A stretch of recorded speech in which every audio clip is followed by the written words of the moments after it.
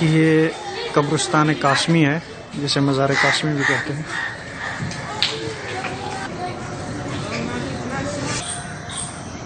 ناظرین، یہ دارالعلوم دیوبند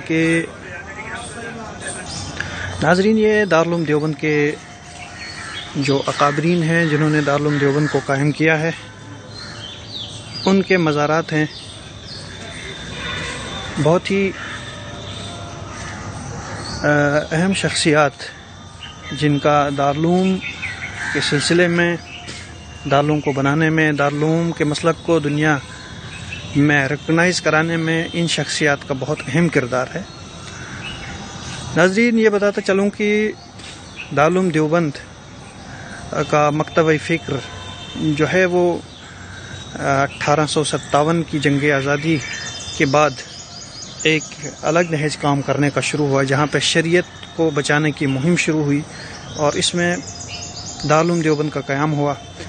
آج میں آپ کو دارالعلوم دیوبند کے مؤسسین، فاؤنڈرز کے بارے میں بتاتا چلوں کہ ان کے قبرستان یہاں پہ ہیں۔ تو سب سے پہلے یہ ہم مولانا قاسم صاحب نانوتوی رحمہ اللہ، جو دارالعلوم کے بانین میں سے ہیں، ان کے مزار کی زیارت کراتے ہیں۔ دیکھیے کتنی سادگی کے ساتھ ہے، کسی طریقے کا کوئی گنبد نہیں۔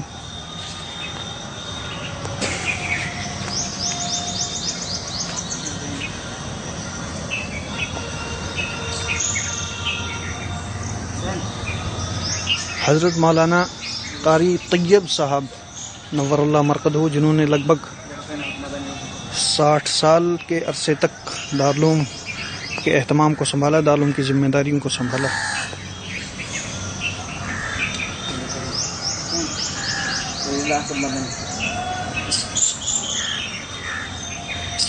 مولانا محمد اسلم قاسمی صاحب، جو کہ قاری محمد طیب علیہ رحمہ کے اولاد میں سے ہیں، یہ ان کا مولانا اسلم قاسمی صاحب کا حال ہی میں انتقال ہوا ہے۔ دارالعلوم کے محدثین میں سے، دارالعلوم وقت کے محدثین میں سے ہیں، پہلے دارالعلوم میں ہی تھے۔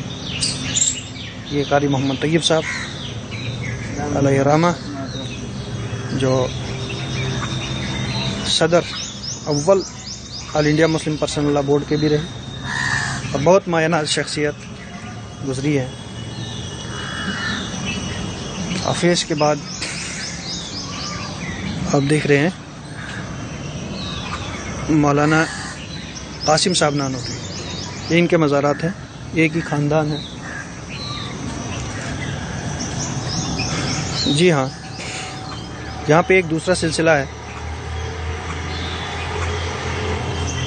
یہ حضرت مولانا حسین احمد مدنی صاحب، جن کو شیخ الاسلام کے لقب سے بھی جانا جاتا ہے، یہ ان کی قبر مبارک ہے۔ اور ان کے برابر میں ان کے بیٹے سید اسد مدنی مرحوم نور اللہ مرقدہ کی قبر ہے، اور اس طرف سے حضرت مولانا محمود حسن شیخ الہند علیہ رحمہ کی قبر ہے۔ انتہائی سادگی کے ساتھ علماء دیوبند کی یہ بڑے عظیم المرتبت شخصیات، ان کی قبریں بہت ہی سادگی کے ساتھ آپ دیکھ سکتے ہیں۔ مولانا سید اسد مدنی صاحب، مولانا سید حسین احمد مدنی صاحب، مولانا محمود حسن شیخ الہند علیہ رحمہ، مولانا خورشید عالم صاحب دارالعلوم وقف کے محدثین میں سے ہیں، بخاری شریف کا درس دیا کرتے تھے، بہت ہی مقبول ترین درس ہوتا تھا ان کا۔ دارالعلوم کے قضیے کے بعد وقف دارالعلوم چلے گئے تھے، اور وہیں آخر تک انہوں نے حدیث کو پڑھانے کے فرائض انجام دیے۔ مولانا مرغوب الرحمان صاحب،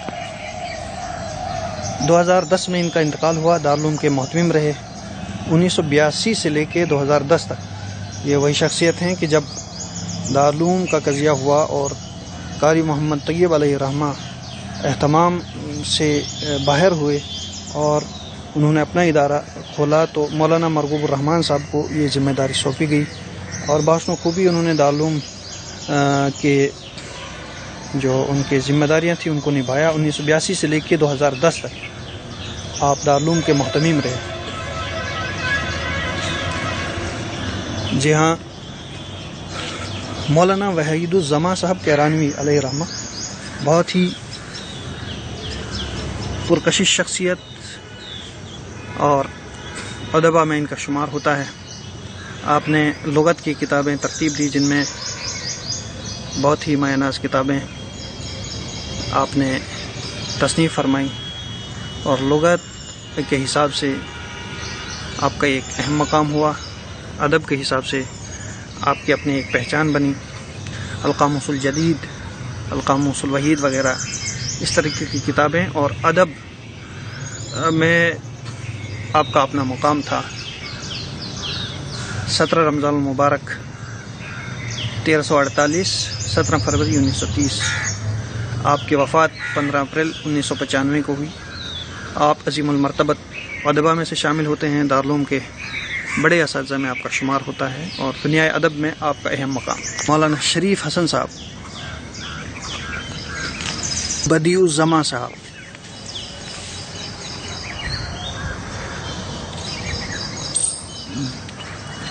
اس طریقے سے بہت سارے اکابرین یہاں پہ مدفون ہیں جن کے کتبے نہیں ہیں. اور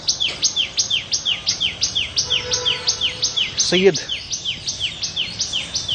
مفتی حضرت مولانا مفتی سید احمد علی صاحب، مفتی علی سعید صاحب، مفتی اعظم وفد دارالعلوم دیوبند، رکن آل انڈیا مسلم پرسنل لا بورڈ اور صدر جمعیت علماء مسلمین، یہ 27 رمضان المبارک